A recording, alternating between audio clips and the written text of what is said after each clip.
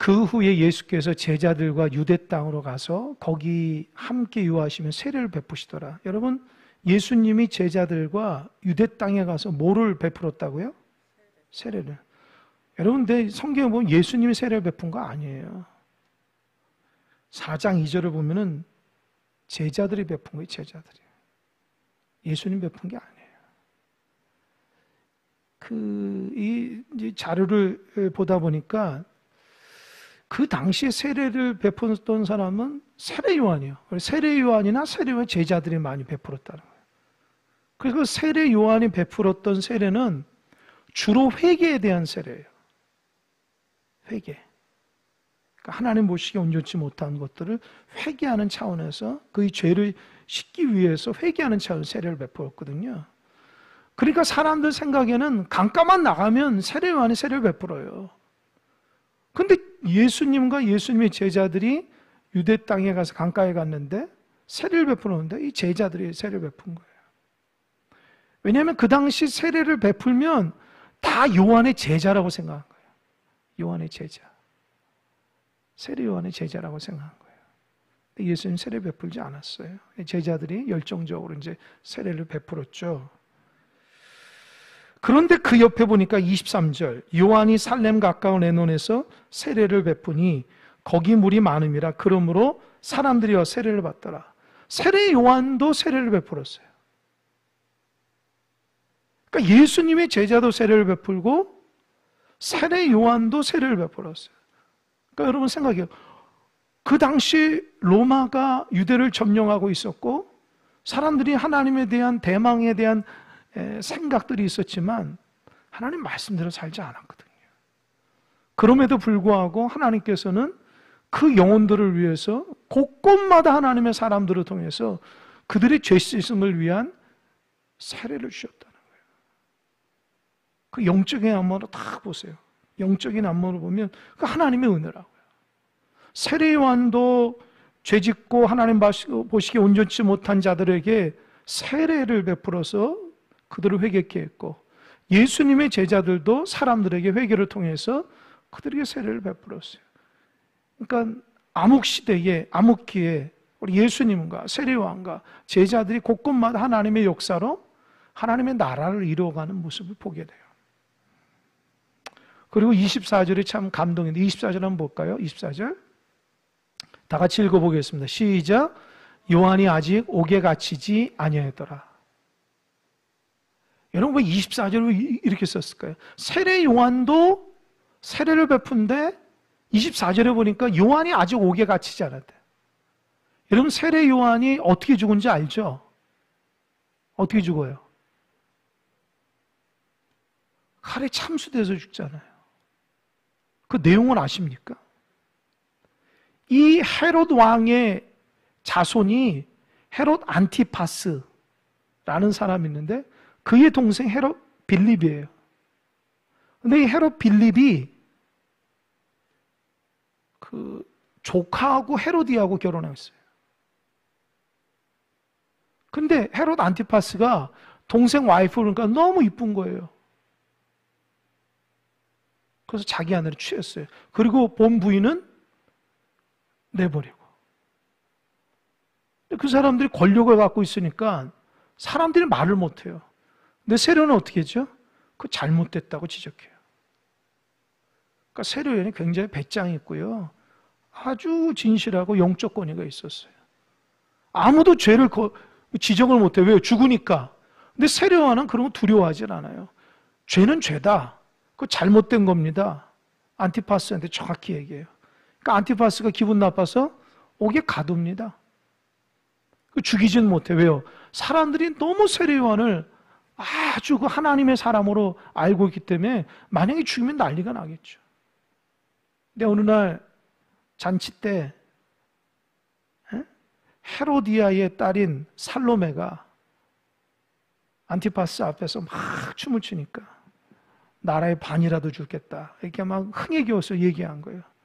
그러니까 뭘 줄까? 라고 하니까 살로메가 엄마 헤로디아한테 가가지고 뭐야? 엄마 뭐 달라고 할까? 그러니까 뭐예요? 감옥에 있는 세례요한의 목을 쳐서 쟁반에 가져오라는 거예요. 아주 악독하죠.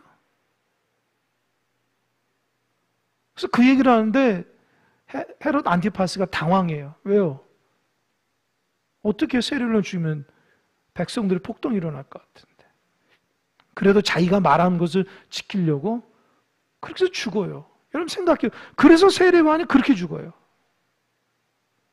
여러분 우리가 생각할 때는 하나님의 귀한 사람이 아주 귀한 일을 하게 되면은 아주 복되게 인생을 마무리할 것 같은데 그렇지가 않아요. 순교했어요. 그러니까 세례 요한은 지금 옥에 갇히기 전에 자기가 할 수 있는 최선을 다해서 사람들 세례 주는 거예요. 회개 세례 주는 거예요. 여러분 하나님이 이뻐하지 않겠어요, 여러분?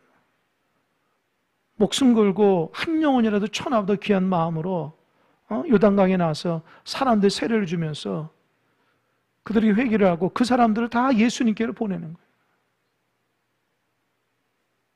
참 이게 세례 요한의 인생을 보면요, 아주 불꽃 같은 인생이에요. 불꽃 같은. 짧게 살았지만 진짜 임팩트 있게 살았어요. 하나님의 영광이었어요. 하나님의 기쁨이 됐다고요. 어처구니 없이 죽었지만 누가 세례 요한은 어처구니 없다고 죽는다고 해요. 지금까지 성경을 통해서 세례 요한 같이 사람이 난 자녀 중에서 가장 복된 자녀가 예수님 말씀하신 것처럼 세례 요한은 그렇게 기록되고 있어요. 여러분 우리가 사명을 위해서 살아가는 하나님 백성 되시길 바랍니다. 여러분 정직하시기 바랍니다. 하나님 우리에게 주신 사명을 끝까지 믿음으로 달려가시기 바랍니다. 하나님께서 인도하시고 역사해 주세요. 제가 말씀 묵상하면서 감동이에요. 그러니까 이 요한복음을 쓴 저자가 누구예요? 사도 요한이에요. 예수님의 제자 사도 요한. 그러니까 사도 요한이 이 글을 쓰면서 자기가 경험한 얘기를 쓴 거죠. 세례 요한의 제자와 예수님의 이야기들을 쓰는데 그러면서 덧붙여서 24절을 얘기한 거예요. 그렇잖아요.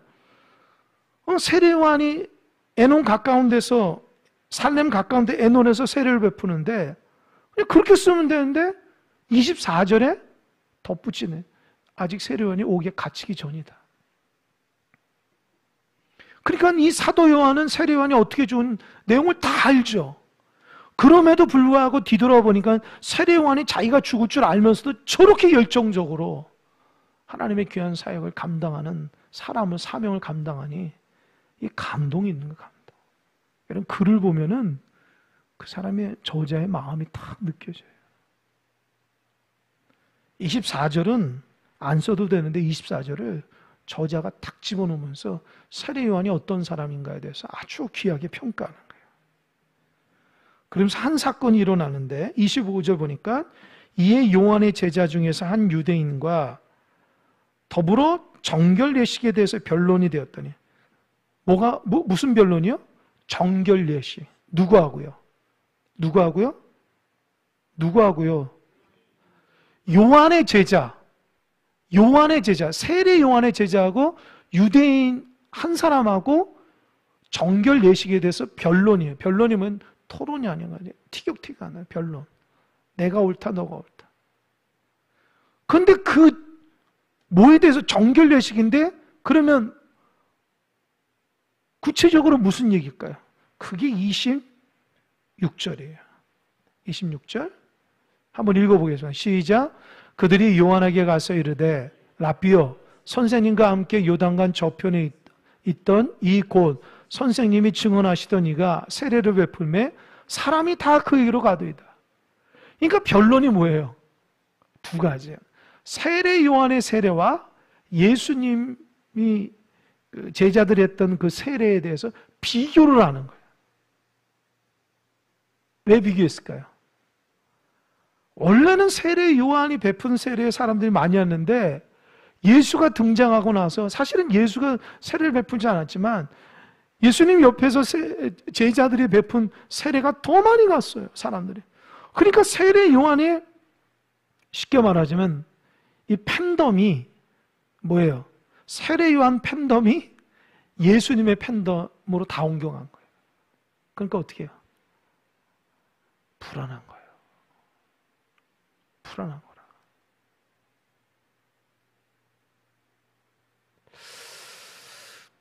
이 세례 요한의 제자도 유대인도 하나님의 말씀을 아는, 하나님의 뜻을 아는 사람이라고요. 근데 그들이 고작 얘기하는 게 누가 인기가 더 많으냐, 누가 더 권능이 있느냐, 누가 더 사람들에게 영향력이, 그거 가지고 논쟁한 거예요. 사실은 정결 그 예식에 하나님 앞에 누가 더 깨끗하고 어떻게 정결한 삶을 살아갈까가 아니라 그 세례 베푸는 것에 대한 사람이 많고 적음에 대해서 누가 더 인기가 있느냐, 그런 것 가지고 다퉜다는 거예요. 답답하죠. 근데 여러분, 제가 오래 살지는 않았지만 사람이 그렇게 유치해요. 이게 무슨 말이냐? 사람이 그 자기에 대한 욕망이 대단합니다. 여러분도 그렇고 우리 주변도 보면은 이 권력에 대한, 이 자기 힘에 대한, 영향력에 대한 대단합니다. 뭐 뉴스나 뭐 방송 보시면 알겠지만 연일 보세요. 이 정치하는 사람들, 위정자들, 그렇게 똑똑한 사람들이 그냥 거기만 들어가면은 국민들 보기에 바보 같은 행동을 한다. 왜요? 다른 거, 이 권력 때문에 권력. 직장에서도 마찬가지예요. 그렇게 신실한 사람도 이 힘이 하나 딱 생기면요, 아무것도 안 보여요. 가정에서도 마찬가지고 어느 공동체에도 한 두세 사람만 있어도 놀랍게도 순서를 정해요. 순서를. 사람이 욕망이란 끝이 없어요. 여러분, 예수님이 제자들 야단 많이 쳤거든요. 그 야단 친 것 중에 하나가 뭔지 아세요? 예수님 길 가는데 자기들끼리 뒤에서 뭔가 싸우고 있어요. 왜요? 누가 더 높냐고. 주님이 어이가 없어가지고 딱 잘라 얘기하죠. 야, 꼴찌가 1등이야. 너희들 입 다물어. 꼴찌가 1등이야. 으뜸 되려고 하면 꼴찌야. 정확하게 짚어줬어요. 그 세례 요한의 제자도 얼마나 신실한 사람이겠어요. 수많은 사람에게 세례를 베푸니 그 하나님의 영광과 하나님의 능력의 현장이 있어요. 이 유대인도 정결 예식에 대해서 하나님 앞에 정결하고 깨끗한 것에 관심이 많잖아요. 근데 이 사람들이 고작 얘기한 게 예수의 세례 베푸는 그 무리하고 그 세례 요한에 모이는 무리가 이제 다 세례 요한에 있던 사람들이 예수께 간다니까 그런 것 때문에 논쟁하기 시작하는 거예요. 본질적으로 깨끗하고 정결한 건 상관이 없어. 누가 더 힘이 세냐, 권능이 있느냐. 여러분, 이런 쓸데없는 것에 마음 뺏기지 마세요. 하나님께서 원하시는 것은요, 그런 데 있지 않습니다. 그리고 인생이 그런 게 빠지기 시작하면요, 올바르지 못해요. 평생 고통 가운데 살아요. 여러분, 그거 아셔요? 가만히 있어도 평안이 없어요. 평안이 없다. 왜요? 늘 두렵고 떨리는 거예요. 하나님이 주신 평안을 가지고 살아가야 되는데 세상적으로나 신앙적으로도 너무 능력을 많이 가지려고 하고 권세를 많이 가지려고 하면 인생이 피곤해서 살 수가 없어요. 안타깝죠. 그 소리를 듣는 순간 세례 요한이 답답한 거예요. 그래서 27절 얘기합니다. 27절 다 같이 시작. 요한이 대답하여 이르되 만일 하늘에서 주신 바 아니면 사람이 아무것도 받을 수 없다. 첫 번째는 뭐예요? 세례는 하나님이 주신 거라는 거예요. 사람이 한 게 아니라는 거예요. 어떻게 세례를 사람이 해요? 하나님 주셔야죠. 맞죠?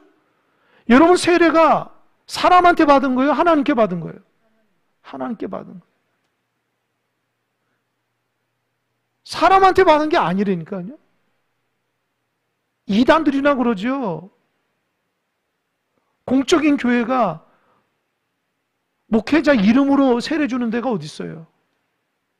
다 예수님, 성부, 성자, 성령 이름으로 세례. 할렐루야? 그러니까 세례는 하나님 주신 건데 너희들이 왜 사람의 노고나 좀 따지냐는 거예요. 왜 인기를 따지냐는 거예요. 이해가 돼요? 하나님이 주신 것 가지고 사람이 주신 것처럼 판단하면 안 돼요. 그래서 교회 섬길 때 잘 들으세요, 여러분. 하나님이 하시는 거예요. 할렐루야? 내가 하는 게 아니야. 그러니까 인기하고 능력하고 상관없어요. 교회는 하나님이 하시는 거예요. 하나님이 하지 않으면 안 되는 거예요. 그 거룩한 것을 자꾸 사람 위주로 하기 시작하면요, 아주 비참해져요.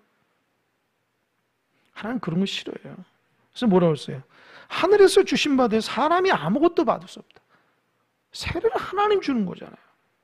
28절, 내가 말한 바 나는 그리스도가 아니요 그의 앞에 보내심을 받은 자라고 하는 것을 증언할 자는 누구니라? 누구니라? 뭐라고 써있어요? 누구니라? 너라는 거예요. 너. 다시 보세요. 나는 그리스도가 아니야. 세례 요한이. 너 자꾸 예수님하고 비교하는데 비교하지 마. 난 그리스도 아니야. 나 구원자 아니야. 나는 예수 그리스도 앞에서 보내심을 받은 자야. 내가 그걸 늘 얘기했는데 왜 자꾸 예수하고 나하고 비교해? 그리고 예수가 그리스도라고 얘기할 사람은 너희지. 너희들은 나가서 그런 얘기를 해야지. 만약에 요한의 제자가 유대인에게 우리 선생님은 세례를 마음을 베풀지만 저기 예수님이 진짜입니다. 우리 세례 요한 선생님은 저분을 위해서 세례하면 다 저쪽으로 가라 했습니다. 저분만이 정말 하늘에서 주신 귀한 세례입니다. 우리 선생님 그렇게 말했다고 얘기를 해야 되잖아요. 그러니까 어떻게 해요? 세례 요한 제자들이 자존심이 상하니까. 예수님 오기 전에는 그렇게 인기를 끌었는데 예수가 딱 오니까 저쪽으로 사람들 당하니까 소외된다고 생각한 거예요. 여러분, 소외되는 건 인간적인 생각이잖아요. 잘못 배운 거죠, 잘못. 스승의 말도 제대로 듣지를 않아요. 사람 많고 적음에 있어서 그런 것에 맞춰서 신앙생활을 하는 거예요. 아주 세례 요한이 딱 야, 너가 그렇게 얘기하면 돼? 너가 예수 그리스도가 진짜 예수 그리스도라는 걸 얘기하지. 나는 아무것도 아니잖아. 내가 늘 얘기했잖아. 그러니까 예수님의 제자도 그렇고 세례 요한의 제자도 제대로 박힌 사람이 없어요. 왜요? 세상적으로 따라가니까. 스승이 인기 끄니까 좀 따라가서 인기 얻으려고 하는 거예요. 잘못된 거예요. 바른 신앙을 가지고 살아가야 되는데 신앙이 무슨 영향력, 인기 끌려고 하면 안 돼요.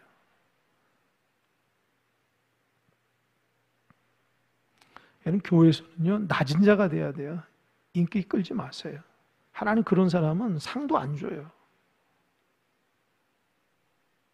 딱 교회가 생각나면 누구 생각해야 돼요? 예수님이 생각나요. 할렐루야? 큰 사람 교회 하면 예수님이 생각나야 돼요. 할렐루야?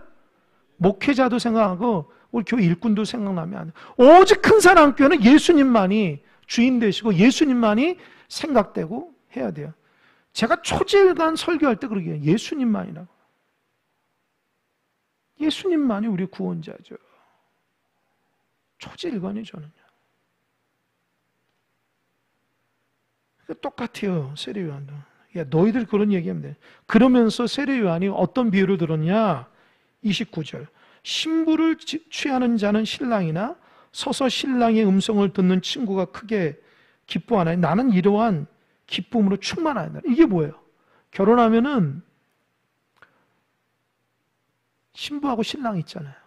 신부가 누구냐? 이스라엘 백성이에요. 신랑은 누구예요? 예수님이거든요. 근데 신랑이 딱 나타나기 전부터 신랑 온다고 신랑 친구들이 막 이게 뭐예요? 막 분위기 태우는 거예요. 아, 신랑 온다, 신랑 온다. 야, 기다려봐, 신랑아. 야, 우리 멋진 신랑 온다. 신부한테 누가 어울리는 사람이야? 신랑이죠. 신랑 친구들이 아니잖아요. 그러니까 신랑이 주인공인데 신랑 친구들은 주인공이 올 때까지 막 박수치고 난리 나는 거예요. 너무 기뻐서. 세례 요한이 그렇다는 거예요. 나는 주인공이 아니고 엑스트라라는 거예요. 그런데 주인공이 예수님 오는 게 나는 너무 기쁘다는 거예요.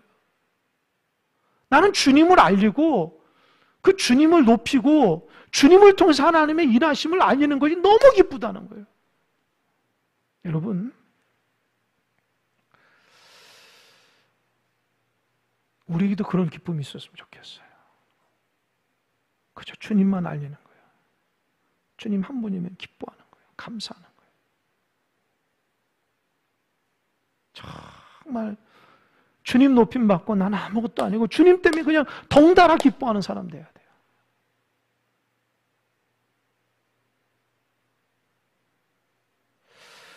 자, 이런 마음 갖기가 쉽지가 않아요. 그러나 여러분, 주님 때문에 기뻐하는 여러분 다 됐으면 좋겠어요.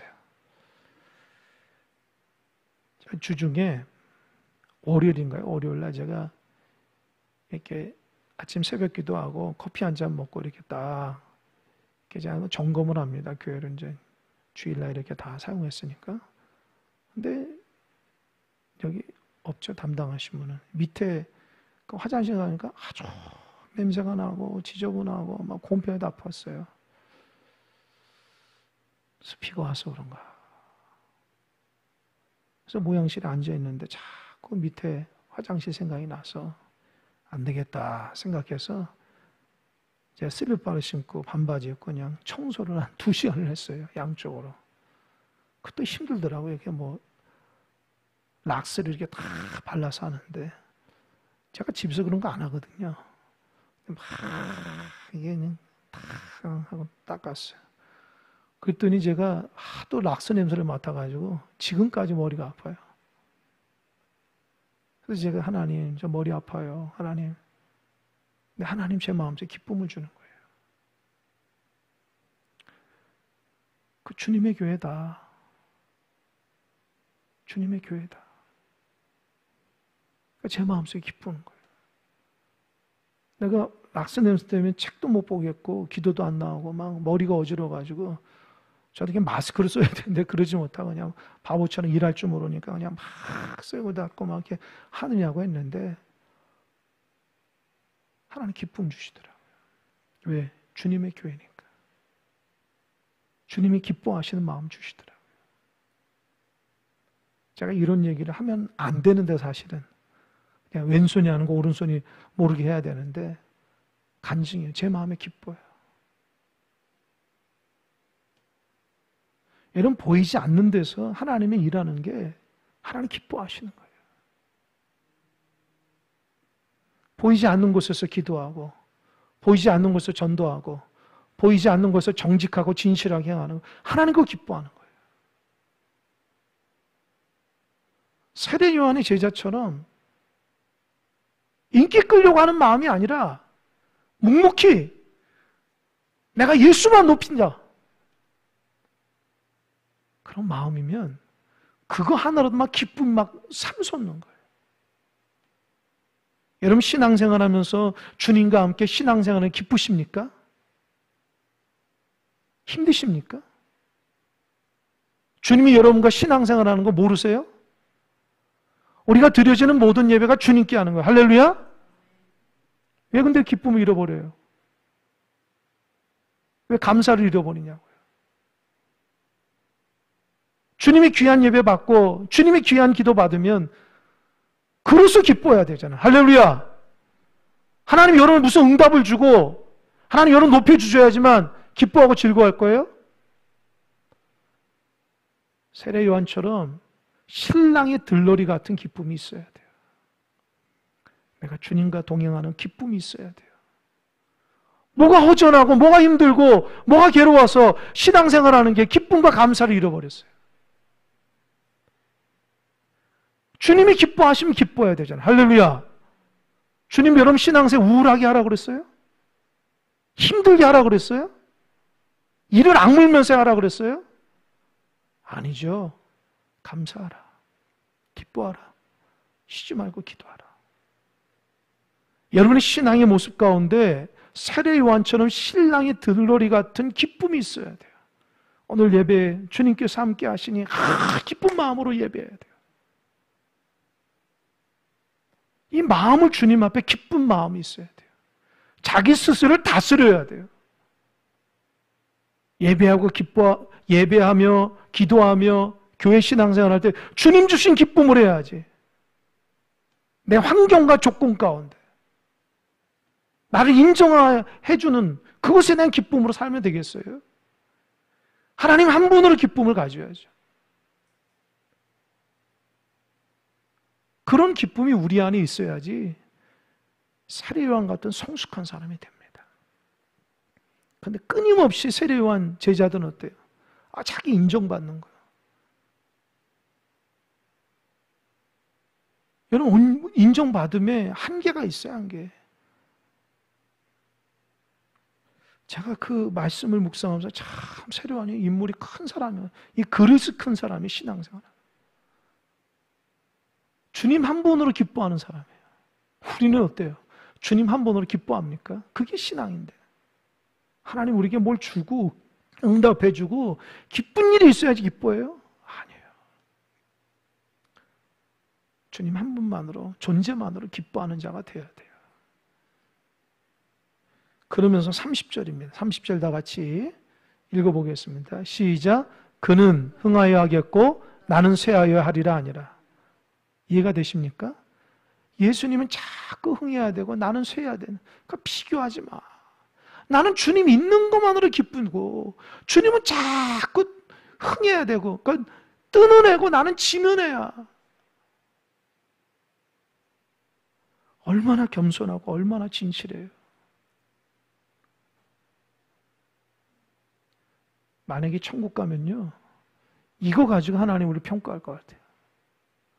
너 정말 평생 신앙생활하면서 예수는 흥하고 너는 쇠한다는 마음을 갖고 신앙생활했냐? 구체적으로 얘기해봐. 주님이 말하실 때 주님 저는요 이를 이렇게 낮은 모습으로 살려고 노력했어요. 제 삶을 통해서 주님 드러내려고 노력했어요. 주님이 다 보시지 않았습니까? 이 말이 툭 나와야 돼요. 주님이 악하고 게으른 종아, 너 예수의 영광이 아니라 너의 영광을 위해서 살았냐? 그 소리 들으면 안 돼요. 그래서 오늘 말씀이 굉장히 우리에게는 도움이 되고 우리 인생 가운데 얼마나 좋은 말씀이 귀한 말씀인지 몰라요. 예수님을 자꾸 높이고 나는 죽어줘야 돼요. 나는 낮아져야 돼요. 이것이 안 되면 평생 신앙생활에도 항상 그것 때문에 싸우는 거예요. 자기 자신과.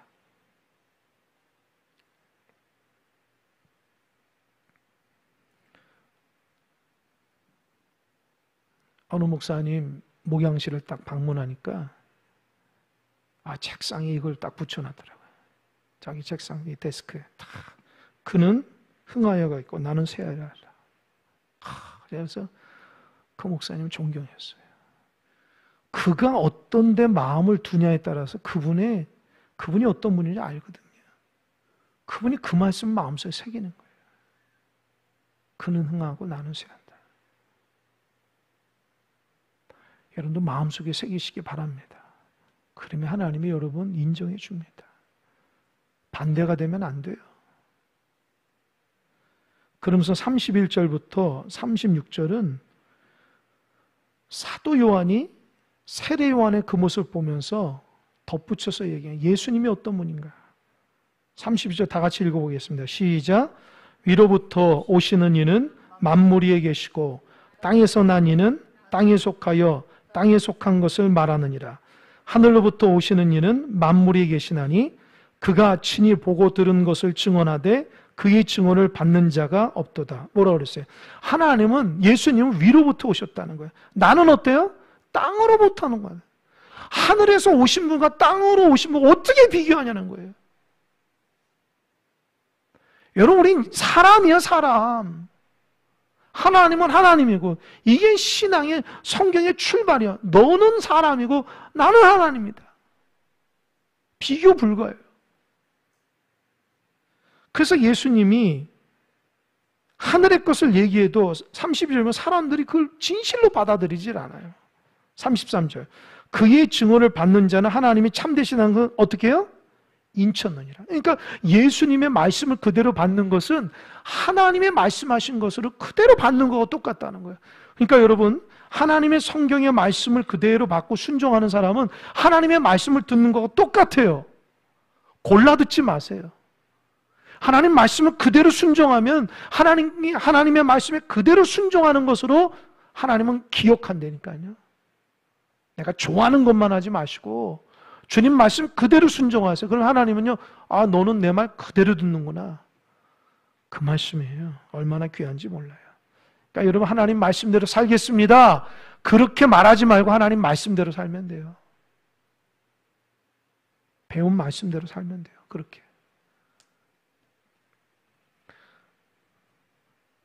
그럼 예수님의 말씀이 어떤 분인가? 34절 다 같이 시작. 하나님이 보내신 이는, 다 같이 한 목소리 시작. 하나님이 보내신 이는 하나님의 말씀을 하나니 이는 하나님께서 예수님께 뭘 줬다고요? 성령 한량을. 그러니까 세례 요한은 물세례를 하지만 예수님은 성령 세례예요. 할렐루야. 성령 세례는 완전히 달라지는 거예요. 구원시키는 거예요. 세례 요한은 회개만 할 뿐이지. 이해가 되십니까? 그러니까 여러분, 회개한다고 다 완벽하지가 않아요, 여러분.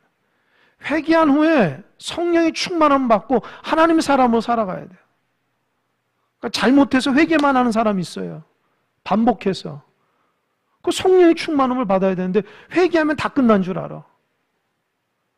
회개했으면 다시는 하지 않고 성령이 내 삶의 주인이 돼서 하나님 뜻대로 살아가는 거예요. 할렐루야. 그러니까 거듭나야 되는데 잘못하고 계속 반복만 해. 아이고 또 잘못했네. 또 잘못했네. 성령의 충만함을 받아서 이제 새 사람으로 살아야죠. 자꾸 반복돼서 넘어지는 문제 때문에 넘어지면 안 돼요. 초신자 보기에 부끄러운 신앙이 되면 안 돼요. 교회에 오래 다닌 성도님들이 자기 삶의 문제를 어느 정도 이겨나갈 수 있어야 돼요. 경건함으로. 근데 초신자나 오래 다닌 사람 똑같다면 그 얼마나 부끄러워요. 그동안 무슨 신앙생활 한 거예요 도대체? 오랜 세월 동안 말씀 보고 기도하고 교회를 섬겼는데 아니 교회 다운 초신자보다도 못하면 어떻게 해요? 그러니까 어떻게 해요? 성령의 다스림 가운데 일어나죠. 그러면서 35절 아버지께서 아들을 사랑하사 만물을 다 그의 손에 주셨으니 36절 함께 읽겠습니다. 시작. 아들을 믿는 자는 영생이 있고 아들에게 순종하지 아니하는 자는 영생을 보지 못하고 도리어 하나님의 진노가 그에 머물러 있느니라. 그죠? 하나님의 아들을 믿는 자는 뭐가 주온다고요?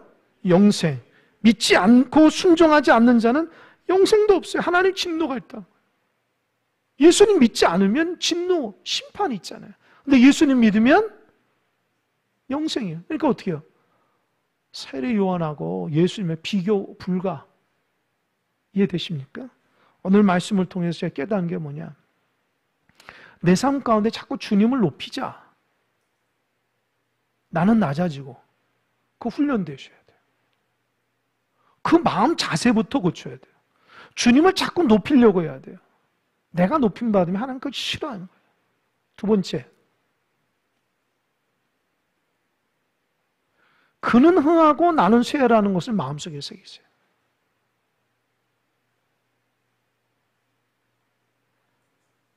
늘 마음속에 새기세요. 그는 흥하고 나는 쇠한다. 나는 진짜 아무것도 아닌데. 그리고 자꾸 사람하고 비교하지 마세요. 비교하는 건 하나님 원치 않는 거예요. 정말 주의 말씀을 그대로 순종하며 살아가고 하나님 힘주시는 은혜 가운데 그렇게 살아가요. 평생 살아가면서 그런 인간적인 어떤 그 부분들이 해결이 안 되면요 평생 고통받아요. 고통받아요. 이 낮은 자의 모습, 주님을 높이는 모습이 좀 있길 바랍니다. 그거는 진짜 여러분 권면드리는 거예요. 보통 신앙인들이 그게 안 돼가지고 평생 힘들어요. 평생 힘들어요. 주님을 높이면 그 주님을 높이는 기쁨이 있거든요. 이 들러리의 기쁨. 들러리. 주인공이 주님이시고 나는 그 옆에서 있는 엑스트라. 늘 주님을 앞장세워서 겸손한 마음으로 주님을 높이며 해야지 나의 존재감 같은 건 자꾸 드러내지 마세요. 그거 나는 싫어요. 나는 아무것도 아니잖아요. 주님만 드러나고 주님이 생명을 구원하고 우리를 다스리지 우리가 어찌 사람을 구원할 수도 있어요? 변화시키지도 못해요. 그러니까 자기 한계를 알고 그는 흥하고 나는 쇠한다.